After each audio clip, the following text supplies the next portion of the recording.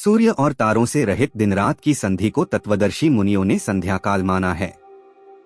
हिंदू धर्म में समय की बहुत ही बृहत्तर धारणा है। आमतौर पर वर्तमान में सेकंड, मिनट, घंटे, दिन रात, माह, वर्ष, दशक और शताब्दी तक की ही प्रचलित धारणा है।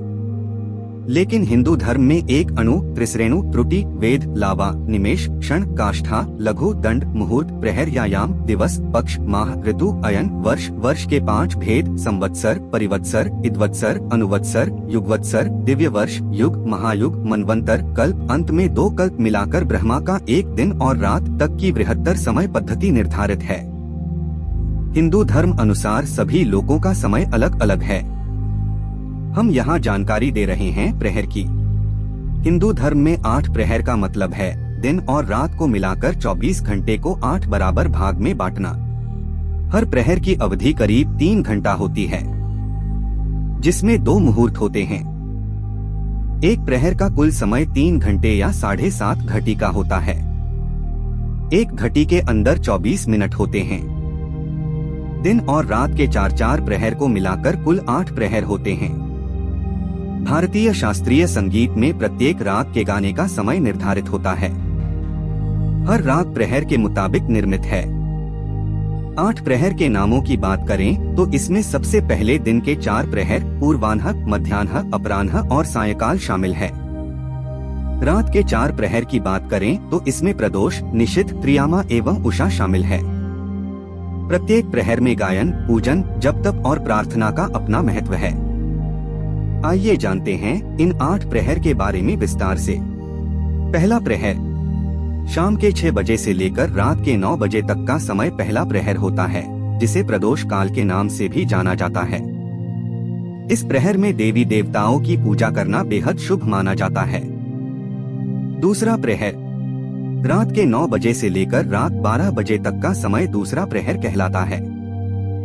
यह समय किसी भी तरह की खरीदारी के लिए शुभ माना जाता है।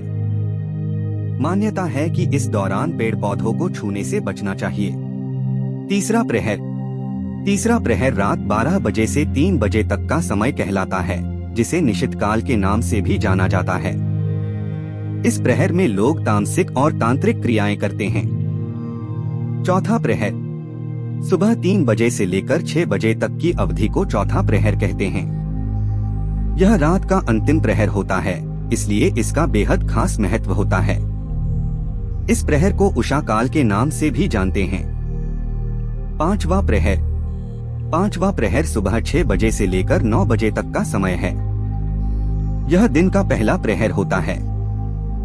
इस दौरान पूजा पाठ करना शुभ माना जाता है।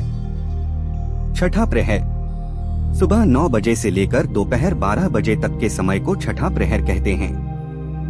इस प्रहर में मांगलिक कार्य करना वर्जित माना जाता है। सातवां प्रहर दोपहर 12 बजे से लेकर शाम 3 बजे तक का समय सातवां प्रहर कहलाता है। इस प्रहर के दौरान शुभ काम करना अच्छा माना जाता है। आठवां प्रहर शाम 3 बजे से लेकर 6 बजे तक का समय दिन का आखिरी प्रहर होता है। इस 8वें प्रहर में भूलकर भी पूजा पाठ नहीं करनी चाहिए। इस दौरान सोना भी नहीं चाहिए। 8 प्रहरों का शास्त्रीय महत्व। गरुड़ पुराण, नारद पुराण और धर्मशास्त्रों में इन 8 प्रहरों का जिक्र है। विशेष धार्मिक कार्य या अनुष्ठान में इन प्रहरों का खास ध्यान रखा जाता है। रामचरितमानस और अन्य धार्मिक ग्रंथों में प्रहर शब्द का इस्तेमाल बार बार होता है।